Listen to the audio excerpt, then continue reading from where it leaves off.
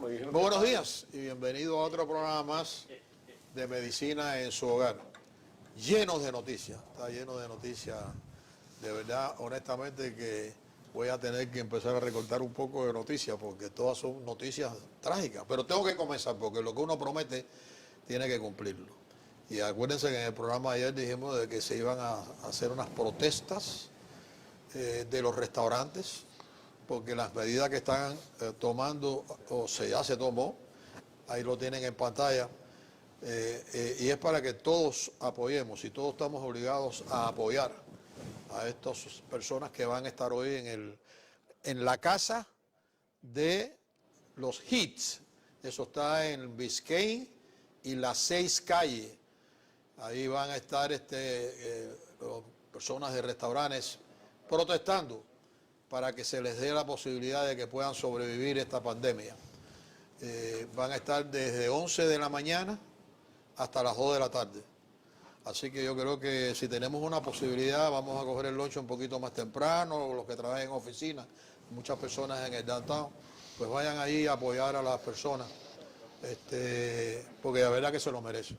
Se merecen eso y mucho más, porque lo están ahogando y los tienen de verdad puestos entubado, lo tienen entubado todo y esto es terrible. Y hablando de entubado, y ahora pasando a esta noticia, que en realidad los hospitales están complicándose en sus ICU, en los centros intensos de cuidado, debido a la mucha cantidad que está entrando ahora de personas con el coronavirus.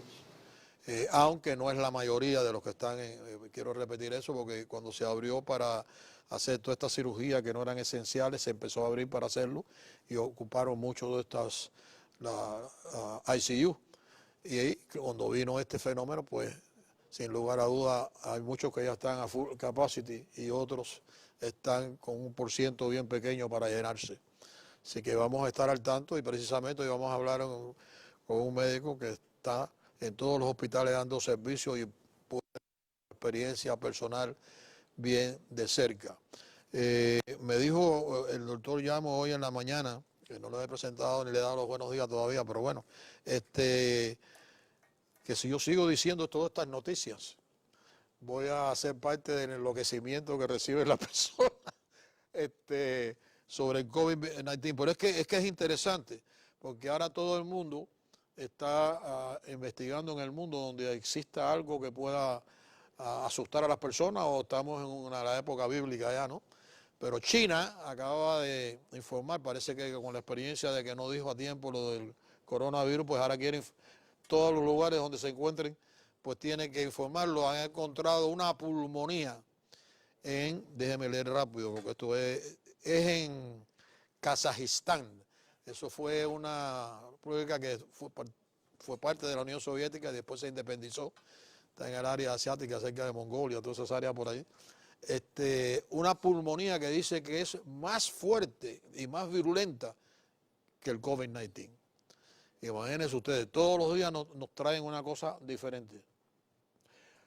Vamos ahora a hacer la presentación oficial de mis compañeros de batalla, que hoy no tiene nada que ver, porque todos tenemos que sentirnos muy contentos de que todo fue negativo y todo perfecto como habíamos diagnosticado ayer sin saber el resultado, pero se sentó lejos otra vez o fue a coger su silla de su set privado, como usted dice. El set privado ya cuando tú llegas a una categoría de Hollywood, te ponen aparte, tienes tu set privado. Buenos días, doctor Julio Llamo. Buenos días a Octavio Fernández y a un amigo que la semana pasada lo tuvimos, pero lo tuvimos ya pregrabado, pero que tenemos que tenerlo por aquí porque siempre nos da mucha luz y es una persona que está intensamente envuelto en su giro como cardiólogo y electrofisiólogo y está visitando todos los hospitales aquí del patio, así que me imagino que tendrá alguna información que podrá darme la razón o quitarme la razón con el aumento del COVID-19 y es el doctor Concepción. El doctor Gilberto Concepción, que repito, cardiólogo y electrofisiólogo, ya eso no se me olvida, doctor. No. Y ahí sí todo. Lo bien que lo dice. No. Ahorita me dan el título de electrofisiólogo. Pero no hay duda ninguna. Buenos días, doctor. Buenos días. Y bienvenido aquí a su set de Medicina en su Hogar. Muchas gracias, siempre un placer de estar compartiendo con mis amigos. Y vamos también a entrar en un tema que yo sé que usted domina a la perfección, porque cada día nos queda menos tiempo para las elecciones. Y vamos a ver si el coronavirus no es un instrumento de campaña política. Pero hay otras áreas en las cuales usted también apoya mucho, que es los niños a la escuela. Y eso es una decisión ahora bien difícil, aunque el presidente de los Estados Unidos está haciendo mucho esfuerzo para que se pueda lograr esa apertura. Pero hay muchos distritos escolares, encontrándonos de nosotros, que está preocupado con el crecimiento del coronavirus y va a ser difícil que pueda abrir la escuela como quizás tal vez el presidente desee que se abra. Así que ese es otro tema que vamos a discutir. Doctor, usted tiene que arrancar hoy porque usted estuvo de vacaciones y el doctor Llamo se quejaba porque decía, es mucho para mí esto solo. ¿Cómo se siente primero? ¿Cómo se siente? Primero, muy buenos días y gracias por la bienvenida. Me alegro de estar acá. Las razones que estuve fuera ya lo sabemos. Decidí hacerme un test y esperar el resultado. Entonces, muchísimas gracias. Nunca tuve síntomas ni nada, pero bueno, ya eso es otra cosa que no importa. Claro. Sí quiero decirle a usted y a mis compañeros que lo extrañé estar acá. Me alegro de estar acá. Y gracias por darme la información de Kazakhstan, porque voy a cancelar o voy a eliminar de mi lista de vacaciones de que voy a ir, porque ahora como hay una pulmonía tan fuerte, no voy a ir de seguro. Me alegro muchísimo, usted siempre me está cuidando. Y va a dejar de ingerir cerdo también por lo... También.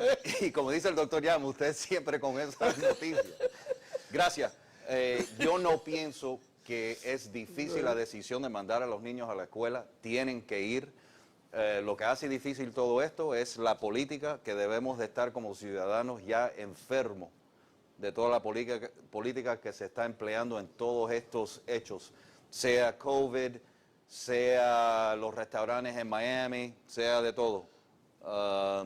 Vamos a levantarnos, pararnos y no aceptar, claro, informarnos, no protestar por protestar, eso tampoco, pero informarnos, por favor, de todos estos hechos y cuando no estamos de acuerdo, hacer algo, no tan solo decir algo, pero hacer algo.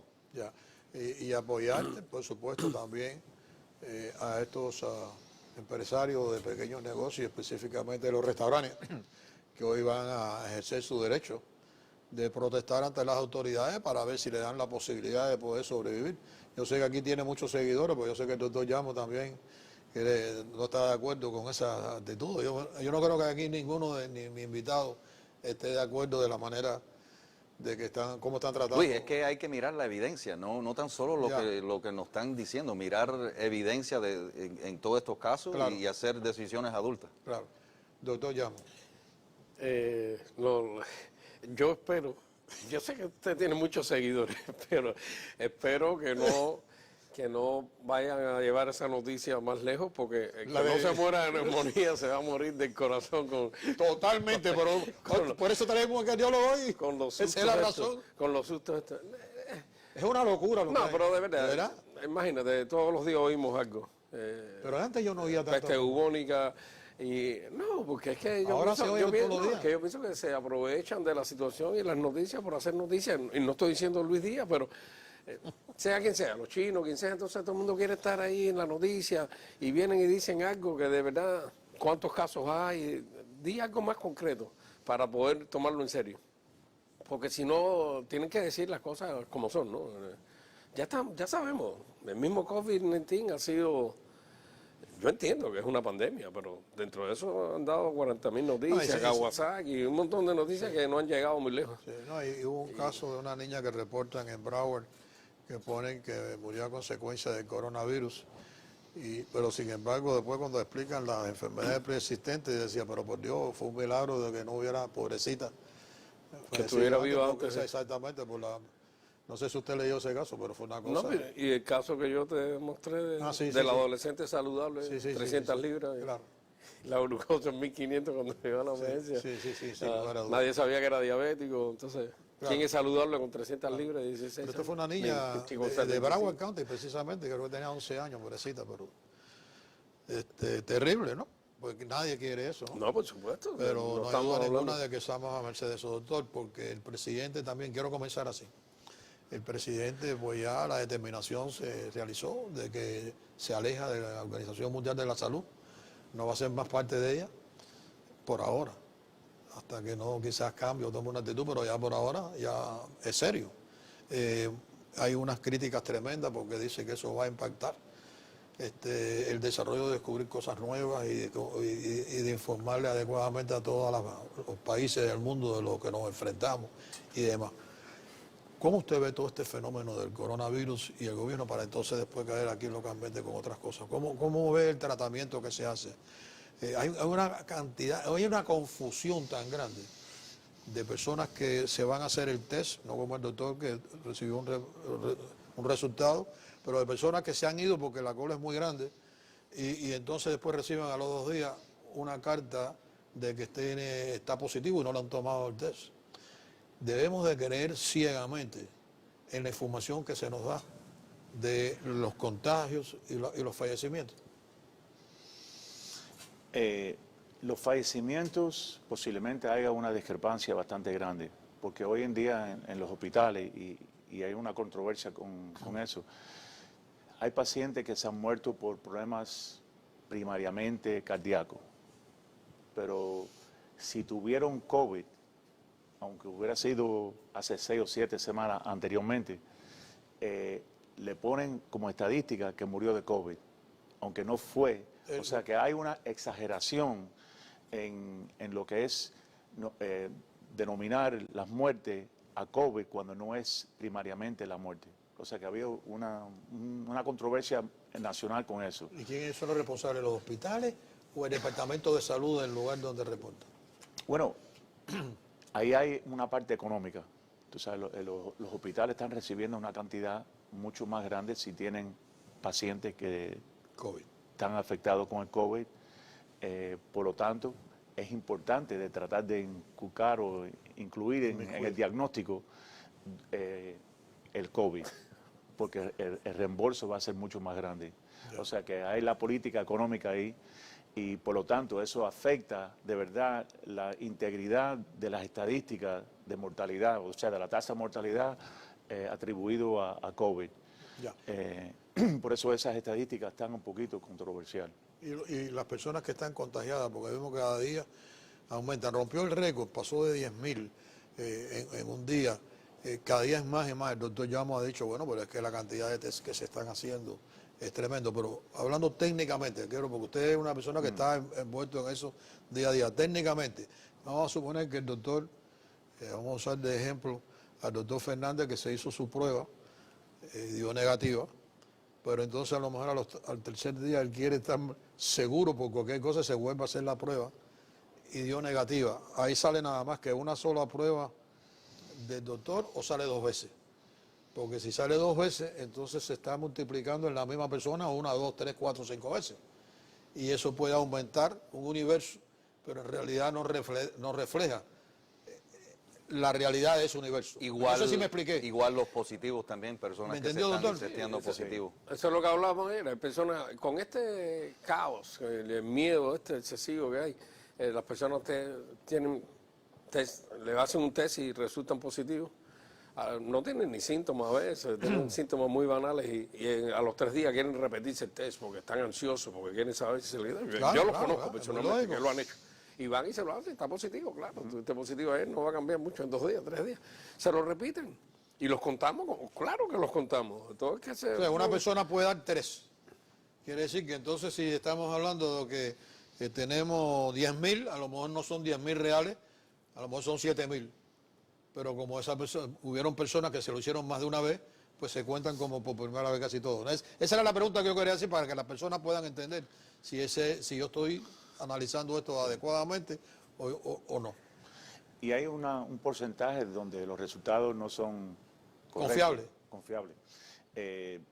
Tengo un paciente inclusive en el hospital ahora donde tenía síntomas como de congestión, de catarro, tenía un poco de fiebre, un malestar. Se hizo una prueba en Miami Beach, negativo. Se hizo una prueba en Hialeah, negativo. Seguía con los síntomas. Ingresó al hospital y estaba positivo.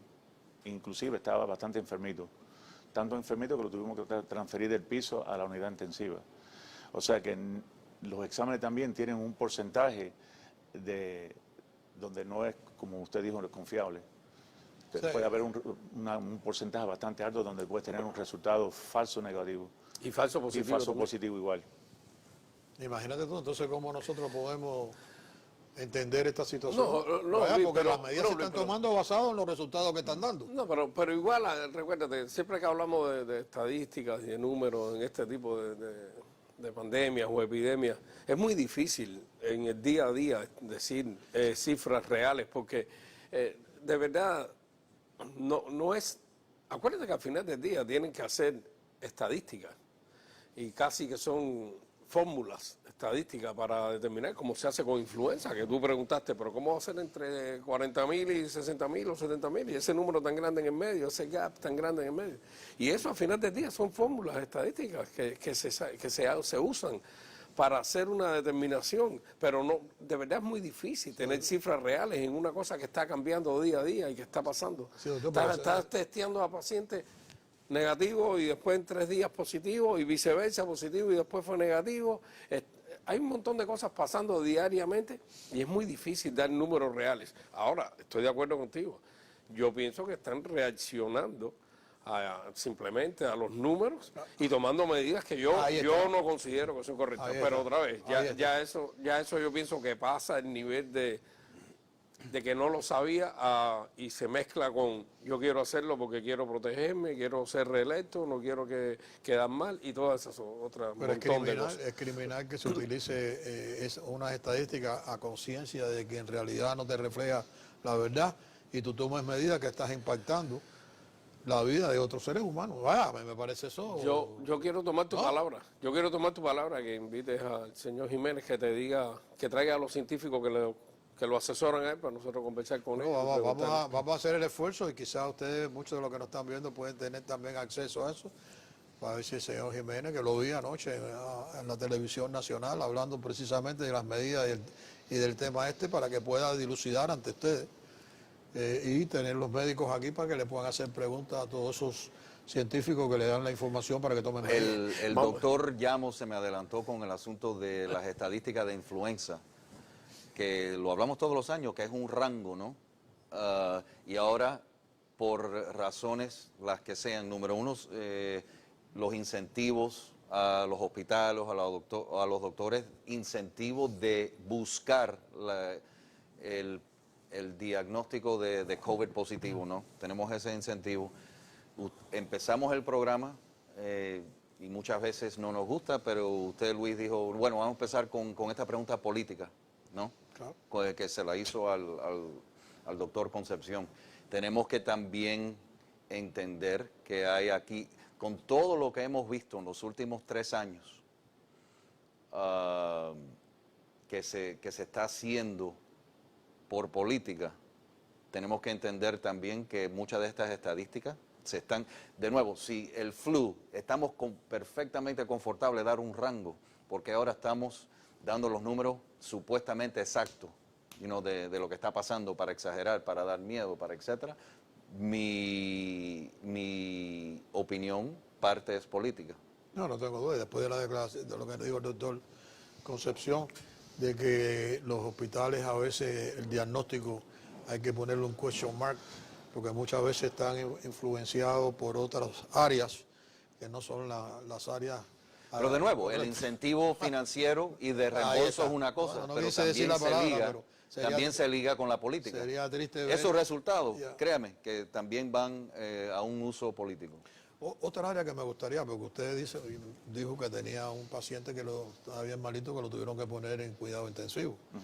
Espero que el señor o la señora, no sé, esté mejor y se esté recuperando, gracias a Dios.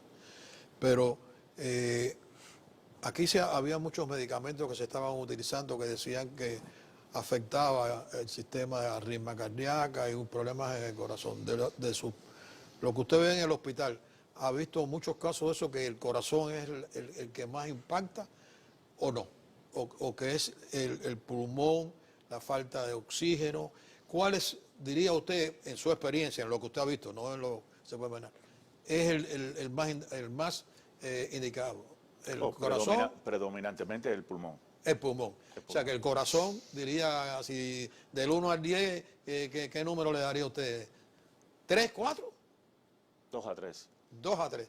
Entonces, imagínate cuántos medicamentos que se pueden utilizar que pudieran ayudar a la persona, pues precisamente por la preocupación de que hay una muerte casi segura por los problemas que va a crear cardíaco, es falso. Porque si son del 1 al 10, el 2... Sí, se ven, ¿cómo se llama? Como otros órganos, tú sabes que se afectan, pero esta es una enfermedad predominantemente respiratoria. De pulmón. Sí. ¿Cómo, cuando usted ha visto, porque ese es otro punto que estaban diciendo que ahora está impactando más a los jóvenes que en realidad a las personas mayores, en sus visitas a los hospitales, por lo menos aquí en el sur de la Florida, que son los hospitales en los cuales usted se desenvuelve, ¿qué usted ha percibido? ¿Qué ha visto? He visto un aumento, sí, en los ingresos de gente, de adultos. Por el COVID. O sea, de COVID, o sea, de pacientes menos de 50 años de edad. Han habido un aumento. Los hospitales no están congestionados en el punto que están sobrecargados, pero sí ha habido un aumento en las hospitalizaciones en todos los hospitales que yo voy. Y diría que por ciento de personas, si se sabe, mayores o jóvenes, ¿qué diría? ¿Qué por ciento? Bueno, yo sí se puede... todavía veo pacientes de edad, ancianos, que están en el hospital con COVID, pero también han venido predominantemente por otros problemas. Y después han hecho la prueba y sí tienen COVID, pero han venido por quizás un fallo cardíaco, un infarto, etcétera. Y concurrentemente han tenido positividad en los exámenes de COVID, pero no han estado de verdad enfermos por el COVID, sino más bien por el problema primario, que sea cardíaco.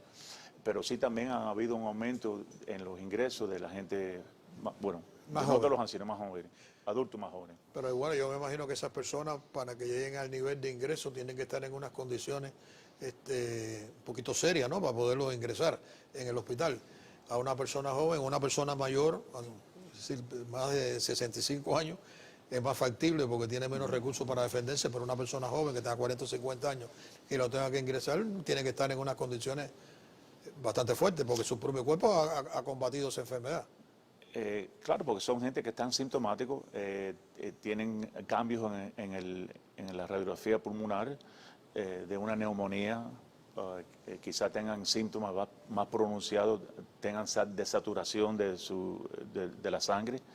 O sea que hay cierta inestabilidad, no tan grave que necesitan estar en el ICU, pero necesitan estar en el hospital para tratamiento. Cuidado más, hay que decir que no podemos pensar de que es que también puede ser una manera de poder, como usted habló, de que muchas veces los diagnósticos son un poco cuestionables, pero es porque reciben una remuneración si ya hacen un diagnóstico y entonces en este caso estoy diciendo que cuando ingresan una persona, pues me imagino que ya entonces automáticamente entran en ese camino, ¿no?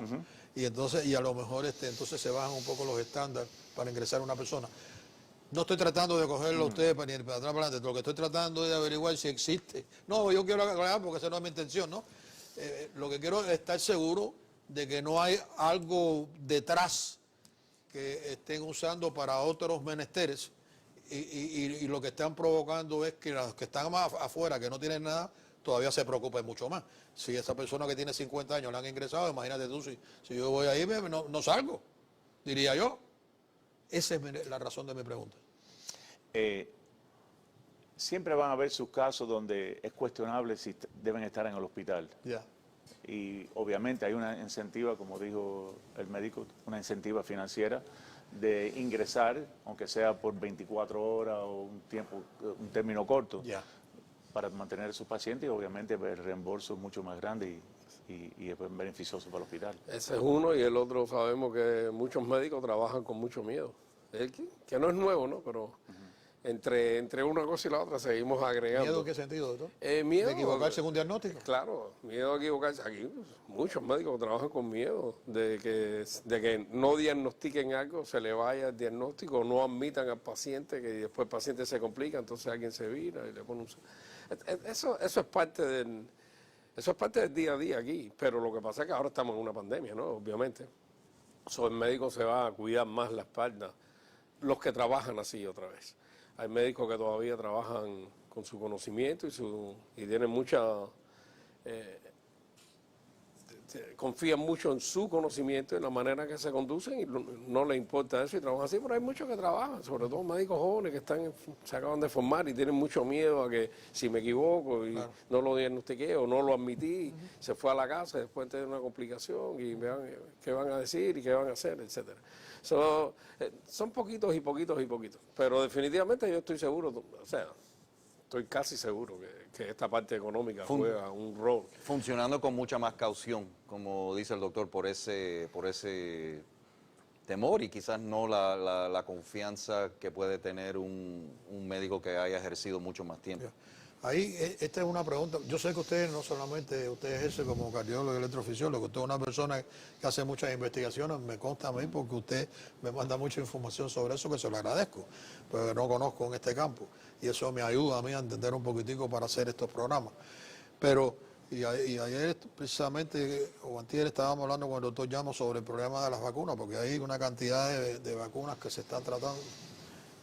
Y yo le dije que había como creo que 20 o 30 que estaban ya haciéndose con humanos, ¿no? En esa etapa para ver si funciona o no funciona. Y viendo antier y anoche al presidente, dijo que es muy posible que van a haber como 10 vacunas antes que se acabe este año, que se van a usar. ¿Usted tiene algún conocimiento sobre eso? ¿Y cuál es su punto de vista en cuanto a la vacuna concierne? Sí, obviamente hay un empuje para llegar a tener la vacuna, porque eso sería obviamente no va a haber cura, sino una prevención, y la prevención sería la vacuna. Es bastante difícil que eso se vaya a lograr este año. Tú sabes, todos los científicos que saben de eso han indicado que eso va a ser muy difícil. Obviamente hay optimismo en el gobierno, hay mucho empuje, hay muchas investigaciones y obviamente un interés en llegar a llegar a una vacuna antes del año. Pero francamente yo creo que eso no va a ser factible. No va a suceder. Sí, usted dijo eso. Pero yo bueno, te lo dije, es bien difícil porque ese no es sí, pero el presidente, como dice, no, pero dice que él está tratando de ser optimista, tratando de dar una noticia buena dentro de todo este caos, dentro de todas las malas, pero de verdad, científicamente, y no estamos hablando de que nosotros tenemos un conocimiento científico, ni mucho menos somos especialistas en esa área, pero los años nos han dicho que las vacunas no se crean así tan rápido. Es decir, que si tú tienes que decirle a todas estas personas que nos están viendo, que están pasando esta pandemia, que y con las medidas en las cuales estamos viviendo, que cada día se te va restringiendo más tu vida, tu movimiento, tu manera de cómo tú funcionas. La vacuna es cuando se dice que se va a estar para diciembre, o hasta que se acabe el año, es como un instrumento para ayudar a esas personas que piensen de que la solución está al doblar de la esquina y que no se ocupen que este sistema que estamos se va a desaparecer. No, yo no quiero decir eso porque a lo mejor sacan una vacuna antes que se acabe el año. Yo no tengo esa toda absoluta información, pero lo único que yo quiero decirle a las personas es lo que yo siempre he dicho. Yo quiero dividir esto entre las personas mayores, las personas que tienen enfermedades crónicas y las personas saludables que no tienen nada. Una vez más, las personas lo que tienen que acabar de aprender es a vivir su vida de una mejor manera, más saludable, ocuparse de hacer lo mejor posible para que su sistema inmunológico esté fuerte, para no solamente coronavirus, para influenza, para cualquier virus, para cualquier bacteria. Tú tienes que tener un sistema inmunológico que responda a cualquier infección o cualquier agresión externa. Eso es lo que tienen que hacer en este momento. Tome zinc, tome vitamina C, haga una vida saludable, aliméntese bien. Eso es todo. Yo como lo veo, no veo la razón para el miedo excesivo otra vez. Influenza mata todos los años un montón de personas y nosotros no cerramos escuelas, ni mucho menos, ni restaurantes, vivimos la vida normal, nadie habla de influenza. Cuando viene la época la gente viene y se pone su vacuna y siguen andando. Y se siguen muriendo viejitos y se siguen muriendo niños pequeñitos por influenza.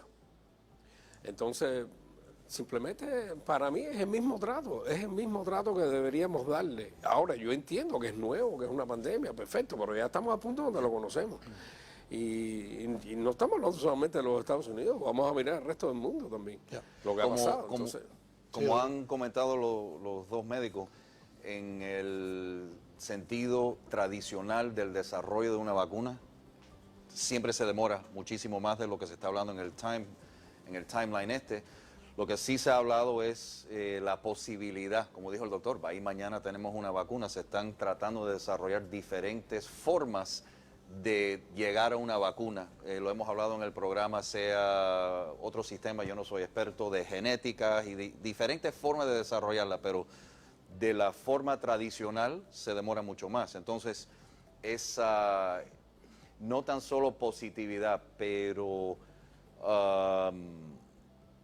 logro o la esperanza de que la tecnología y la innovación pueda llegar a salvarnos el día, es lo que están hablando. Yeah. No hay duda ninguna que una de las cosas que entran en efecto son las medidas que se están tomando del distanciamiento físico de una persona con la otra, la careta y toda esa serie de cosas, que ahora también se está hablando de que ya 6 pies no es lo indicado porque se puede adquirir a los 7 y a los 8 también. Es decir, a más distancia. Y en Kazajstán también, si uno va a Kazajstán puede coger bueno, ya una pulmonía usted no tiene terrible. problema, usted canceló su viaje allá, ¿no? Y no sé si iba en un viaje diplomático o algo de eso, pero bueno. Pero lo que sí quiero hablar ahora es lo de las escuelas. Y yo sé que eso es una de las cosas que usted ha hecho un hincapié tremendo. El superintendente va a tomar una determinación, porque las clases ahora empiezan en agosto. Entonces, ¿qué modelo va a utilizar para poderlo hacer? El secretario de Educación del Estado de la Florida hizo una orden ejecutiva donde dice que todas las escuelas tienen que abrir para los jóvenes. Hay muchos lugares que están bien preocupados, como aquí en el condado de Miami-Dade, por el problema del coronavirus. ¿Mantiene usted la misma posición de que no hace falta preocuparse por los niños porque no están expuestos a ese tipo de contagio como lo están las personas mayores? Vamos a analizar eso en la segunda parte del programa después que regresemos de estos mensajes.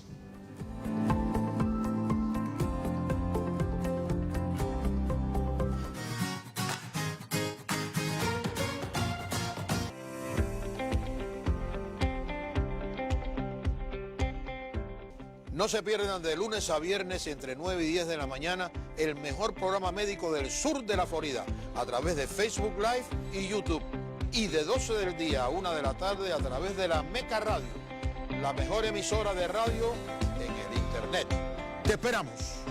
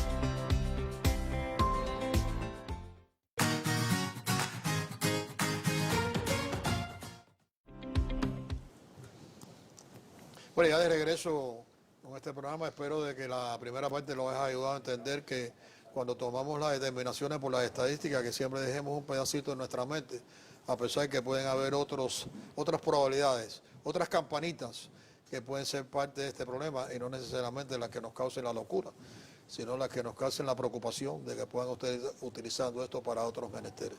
Eso sí es importante aclararlo porque siempre tenemos que tener una mente abierta. Pero ahora estamos en el problema que el superintendente es uno de los más distritos escolares más grandes de la nación, el condado de Miami-Dade, y exitosamente, la verdad, gracias a Dios también exitosamente.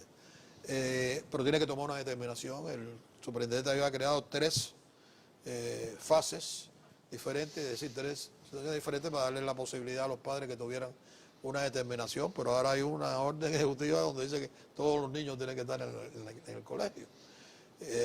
Se podrán mantener esos espacios adecuados, como los 6 pies que se están hablando, todas esas medidas.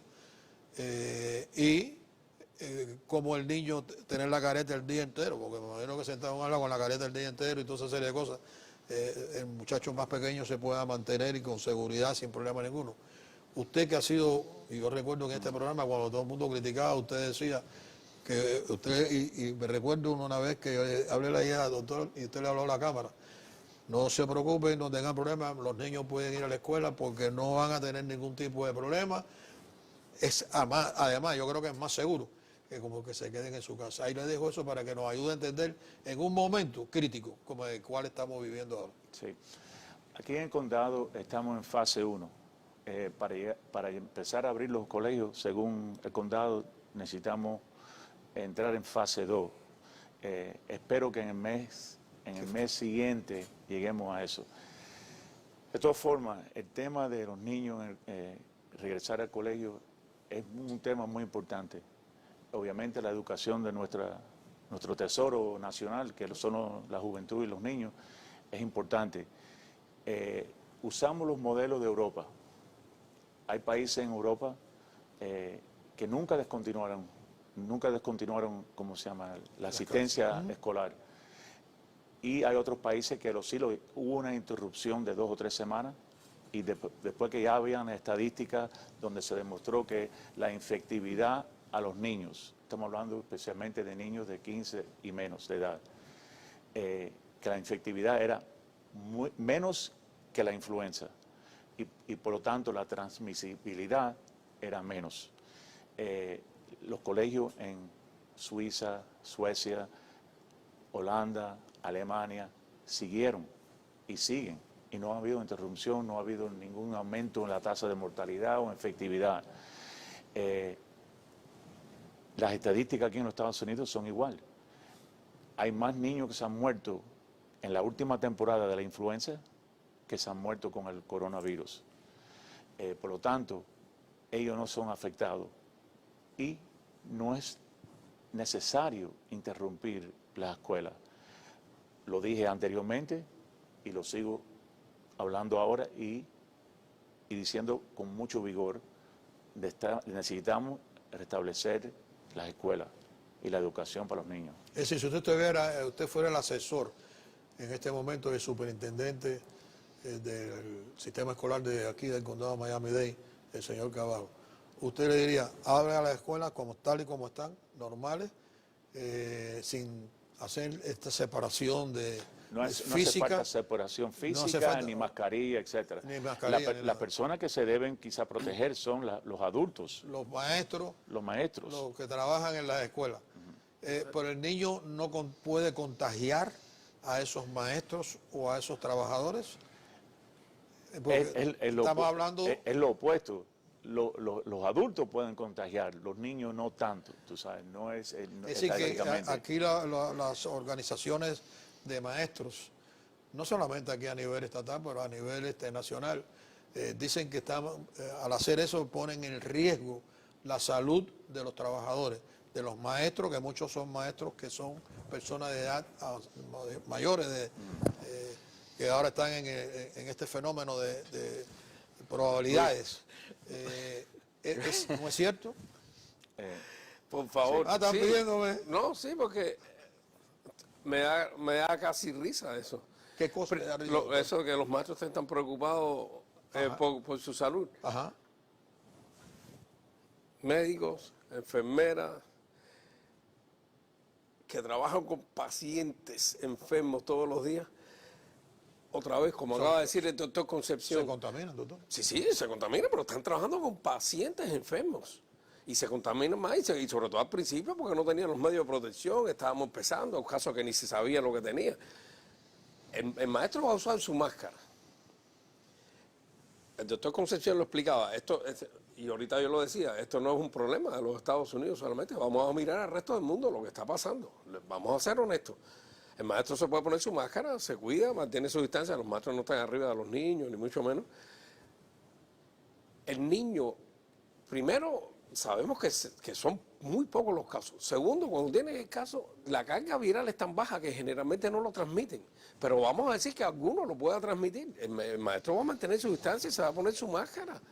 Esto no es el supervirus. Eso no quiere decir que le impida que pueda ser contagiado. Eso quiere decir que se está protegiendo y le da cierto por ciento de protección, pero no el 100% de protección. Aquí nadie está 100% protegido de nada. Yo salgo mañana aquí, ahorita, abajo ahí, me monto en mi carro. Imagínate que llegara... No, pero 100% no existe nada. Aquí 100% no hay nada. Entonces, pero estamos hablando de una decisión sumamente importante de mandar los niños a la escuela. Entonces, si nosotros vamos a agarrarnos del 1% para hacer esa decisión, estamos erróneos. La cuestión es, vamos a hacer las estadísticas reales, cuántos casos has tenido en esa población, qué serios han sido los casos. Y entonces cuando me des esa estadística, tú puedes decir, bueno, mira, vamos a cerrar las escuelas. Pero si las estadísticas dicen que los casos son los menos y que los casos son leves, no puedes cerrar la escuela. O sea, tú le dices a los padres que no hay que mantener la distancia física, que no hay que mantenerla. Yo te lo digo yo recibí una llamada del sistema escolar en mi área y la encuesta, y yo contesté que mi hija va a la escuela sin ningún problema. La mía. Sí, no creo que a nadie le duela más que a mí y mi propia hija, ¿verdad? Claro. Ya con eso te digo. Yo lo veía a usted con una banderita, doctor. Era blanca, no sé si estaba buscando una banderita, paz. Pero aquí no había guerra. De acuerdo completamente con el doctor. Mire, muy sencillo. Para los adultos, maestros en este caso, que si usan su máscara, si son susceptibles o de una población de cierta enfermedad preexistente, bueno, entonces que no vayan. Pero que no vayan maestros a la escuela. No, que se busquen otro maestro, que hay bastante que quieren trabajar. Es verdad, y viendo los modelos, como habló el doctor Concepción de Europa y etcétera, si se toman esas medidas de sentido común y no reinventar la rueda, no hay razón ninguna. La importancia de tener a nuestros hijos, como dice el doctor, y lo sabemos todos, nuestros tesoros de este país, no podemos seguir usándolos como instrumentos. Vamos a hacer lo adecuado. Necesitan estar en la escuela. Ya. Entonces, si pongo a analizar así, el presidente tiene razón que esto están usando como un instrumento político, pero si oye a los asesores del presidente en el campo de la salud, como Anthony Fauci y todas estas personas que están ahí al frente del CDC, hablan de que ellos han creado sus propios modelos para cómo pueden ir los niños a la escuela y dan parámetros a seguir. Esa es la parte científica. Cree que esa parte científica está equivocada, que no, es decir, que no se debe implementar esa estrategia porque los niños no tienen que usar ni careta ni mantener distancia física, que no les va a pasar absolutamente nada. Es decir, hay una discrepancia con lo científico y hay una discrepancia con la parte administrativa. Bueno, lo que dijo usted y el doctor ya lo mencionó hace... entre la ciencia y lo que está tratando de proponer la cosa administrativa. Porque en Europa no se están usando mascarillas. Trata de ponerle una mascarilla por 8 horas a un niño de 6 años. Muy difícil. No va a aprender. No, y se la va a estar tocando por todos lados. No va a aprender. Exactamente. Se la va a estar tocando por todas partes. Distraído el día entero. No va a aprender. Pero bueno, Luis, hay que tener cuidado. 100%. Va a haber un caso de cada 1000 niños. Entonces vamos a decir que es un desastre. No, yo no estoy hablando de esa razón. No hay nada absoluto. No, yo sé. Y eso es un punto muy clave, la parte legal. Que hay un cuidado ahora a nivel, ¿cómo se llama?, escolar, que si un niño se infecta y tiene algún problema adverso, que puede haber una demanda y un problema legal. Y por eso también entra ahora el problema legal en esta decisión. Pero eso es bueno para que las personas que están viendo este programa puedan sentarse serenamente, porque esta es la idea. Estamos en la sala de la casa y estamos analizando el problema. Estamos hablando con personas que no están en campañas políticas, personas que están en el campo de la salud, que nos pueden dar una idea y nos pueden dar áreas para que nosotros podamos analizar, porque también nosotros tenemos que tomar esa decisión. Por eso es que el superintendente ha puesto 3 modelos para que la persona escoja el modelo que quisiera tener. Pero si ahora hay una exigencia del Estado en que se deben abrir las escuelas para que todos los niños puedan participar, me imagino que ahí va a haber una batalla un poco fuerte, sí. Porque hay muchas personas que sí quieren que los hijos vayan a la escuela, pero hay otro grupo de personas que están preocupados que vayan sus hijos a la escuela, porque eso es una realidad también. Okay. Yo entiendo que hay modelos para la posibilidad de un niño. Hay niños enfermos, hay niños que son diabéticos, hay niños... Ok, yo entiendo eso. Le das la opción para, si tú tienes un niño con un problema, otra enfermedad preexistente, yo entiendo que des modelos. Pero en los niños saludables, el consenso debería ser diferente. Y otra vez, tú puedes dividir esto. Igual que lo divides para el adulto, para el niño, saludable, no saludable, etcétera. No son cuántos niños hay con condiciones preexistentes, pocos, los menos. Son los menos, darle un tratamiento diferente, mantenerlos en la casa, ocúpate de darle educación a esos niños. Perfecto, yo entiendo, pero el resto, ¿qué? ¿Qué? ¿Basado en qué? ¿Basado en qué historia? Enséñamelo. Como dice el doctor Concepción, otra vez, y yo insisto, no es solamente Estados Unidos. ¿Qué pasa? ¿O los otros países no le importan los niños? No, es que en otros países no está la política envuelta como esto, porque la unión de maestros es una de las uniones más grandes que hay, más poderosa, y hace uña y carne con el Partido Demócrata. Y aquí estamos en un año de elección, y aquí hay mucha política ahora en las decisiones que estamos tomando, y esta es una decisión muy importante fuera de la política para los niños. Claro. Y más pero está envuelta la política aquí. Política pensar y que le interese más la política que el futuro del país y de los muchachos, ¿no? Porque eso, como usted dijo al comienzo, ¿no? Son ellos los que van a estar determinando cuál va a ser el futuro de esta nación. Y si están en esa situación va a haber un problema bien serio. Aunque hay muchos que asisten, hay muchos distritos escolares que los niños asisten a la escuela, van todos los días, pero no avanzan escolásticamente, no avanzan en su conocimiento. Así que no solamente la separación. Pero bueno, lo que quiero decir yo... Ya sé es otro tema. Claro, pero no todas las escuelas, dependiendo del área donde están, reciben el mismo... Claro, pero lo que yo quiero decir ahora, y qué bueno que el doctor tocó ese aspecto, ¿no? La parte de política, porque yo creo que juega un papel importante en cuanto a esto, de la determinación que se toma. Entonces, quiere decir con esto, todas estas personas que están al frente de todos estos fenómenos, están también como cautivos de estas organizaciones, como usted habló de la Unión de Maestros, que desgraciadamente tienen sus manos atadas y van a responder quizás también a cómo estas personas piensan. Entonces, ¿cómo vamos a solucionar el problema? Y yo creo que esos son los temas que tenemos que hablar aquí, como estamos sentados en la sala de la casa, como usted estuviera sentado, y le explicar a la persona, si usted es la persona que tiene que tomar la determinación, yo sé cuál va a ser su razón. No, todo el mundo en la escuela sin problema ninguno. Pero está mirando que la realidad va a ser difícil que eso pueda suceder. Y mientras esa realidad no se pueda lograr, ¿qué podemos hacer? Esa es la pregunta para ellos, para los padres. ¿Qué podemos hacer? Porque si su hijo no avanza, y si usted tiene que dejar de trabajar, como mencionó el doctor Llamo, que tiene que dejar de trabajar para convertirse en maestro, y el doctor habló de problemas legales, que muchas veces funcionan por el temor legal de que le puedan poner una demanda, pero entonces en el caso del matrimonio, no es el caso del doctor Llamo, ¿no? Porque el doctor Llamo no está en esa situación, pero vamos a cogerlo como un ejemplo, que tiene que quedarse la esposa y dejar de trabajar para atender a la niña, para que le dé las clases. ¿Quién compensa eso? Situación no, lo que quiero explicar, porque usted tiene una decisión, tomó una decisión y punto. Pero lo que quiero explicarle, pero hay muchas personas ahí que no han tomado esa decisión y que están en una situación parecida como esa. Yo lo dije ayer, ustedes saben que mi tema no es la política, pero para mí en este momento, de verdad, es absurdo irse a ninguno de los dos extremos. Debería haber un término medio aquí donde dejemos de hablar de un lado y del otro, se pongan en medio para que hagan decisiones de verdad.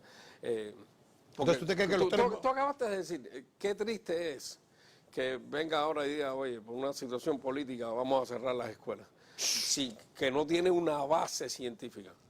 ¿Qué estamos logrando con eso? ¿Qué estamos logrando con eso?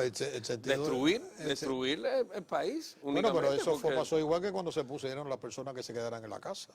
igual, No, se iba a no, afectar la economía. Entonces todo esto es, desgraciadamente, ese es el sistema que aquí se ha adoptado, que es la solución del problema.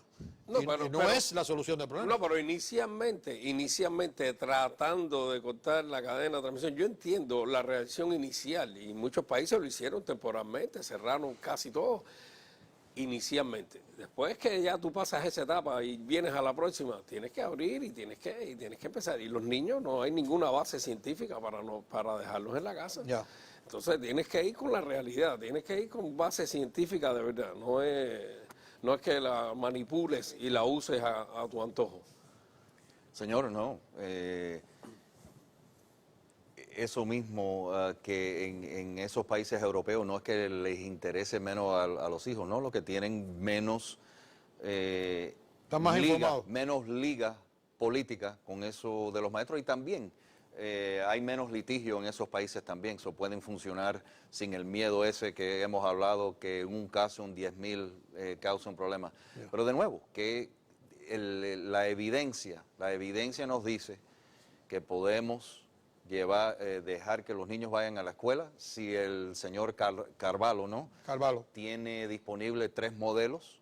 Él ha puesto 3 modelos para los hijos, para que los padres para los niños puedan aquí, responder. número 1, o mandar a la escuela. Usted recibió eso, ¿no? O que siga el niño aprendiendo de la casa. Bueno, tenemos opciones entonces. Entonces no debe de haber decisión ninguna de hacer, sino abrir las escuelas y dejar que todo el mundo escoja el modelo que quiere mantener. Ya. Pero abrir las escuelas. Se le puede decir, doctor Concepción, a las personas que están viendo ahora, que porque envíen ese niño a la escuela, ese niño no va a poder contaminar a la casa. Vamos a suponer que hay muchas personas que viven con sus abuelitos, los padres y los niños juntos todos. Y ese niño va a venir todos los días porque se va a reunir con otros niños, están pegaditos, ¿no? Porque no va a haber separación si es el modelo que usted ese niño va a venir con contaminación, no solamente que pueda adquirir en el ambiente, pero el niñito que está al lado o las cosas que coge y la lleva para la casa. Eso no es un vehículo de también proporcionar el contagio mayor. No. Se ha demostrado otra vez científicamente que los muchachos, los niños, o sea, el grupo de 15 y menos de edad, no se infectan. Y por lo tanto, como no se infectan, no se transmiten. Por eso en Suiza, y eso yo lo hablé hace tiempo, hace como 2 meses, cuando ya la evidencia científica estaba ya, obvia para los funcionarios políticos, le dijeron, cuando vean los abuelos, los niños, abrácenlos, no tengan miedo. Eso pasó en Europa, sí. Italia. Y no ha habido un aumento. Pero ¿por qué entonces los que representan? Luis, sigue haciendo la pregunta. Médico, sigue haciendo la pregunta. Por favor, siga haciendo la pregunta. Oye. No hace sentido. Siga haciendo la pregunta y por eso lo vamos a hacer aquí todos los días. Este programa se llama Medicina en su Hogar, pero estamos aquí también para abrirle los ojos a las personas. Siga haciendo esa pregunta. ¿Por qué? ¿Okay? Claro. Eso mismo que dijo el doctor, lo hablamos aquí él lo dijo. Yo recuerdo. Con otros panelistas. Yo recuerdo. Por favor, abracen a los abuelos. Yo recuerdo, si salió se vio en Italia, yo puse hasta el video de eso, pero desgraciadamente, si tú ves la conferencia que dieron se supone que son las personas que están al frente de las instituciones de salud en los Estados Unidos, que son los que ponen los parámetros de que se va a seguir. Ellos dicen que lo que va a suceder es que esos muchachos van a ir a la casa y van a contagiar al resto de los demás. Entonces, si ese es incierto, nos están mintiendo a nosotros. No hay otra palabra para definirlo. Están ignorando la ciencia. Vamos a ponerlo así. Los que están envueltos en el campo científico están ignorando. Inclusive, si tú oyes las noticias de Europa, de epidemiólogos, infecciólogos, ellos se están riendo de los Estados Unidos porque ven que hay una mezcla entre la ciencia y la política y nos está previniendo tomar decisiones que solucionan el problema. Es la política que está envuelta en esto. En todo hoy en día, todo está envuelto con política. Lamentablemente, eso nos está destruyendo este país. Nosotros estamos en tantas cosas preocupados por unas boberías, mientras el mundo se va a estar transformando. la China avanzando agresivamente, etcétera. Y eso, Alejandro, ahora del tema aquí de, no, pero de ciencia. es parte del pero tema. Estamos de verdad mezclados y envueltos en tanta bobería política que nos está causando una parálisis y nos está afectando en decisiones que deben ser obvias, basado en ciencia, no en política y ciencia. No, pero yo lo que veo, eso, y yo no estoy en desacuerdo con lo que usted dice. Es mantener esa frustración. Por ejemplo, eso mismo, de la frustración del padre de no saber si hacer esto o lo otro, la frustración de que si uno puede salir a la calle o las noticias negativas, es una línea de pensar, es un método que tenemos que tener mucho cuidado en este país.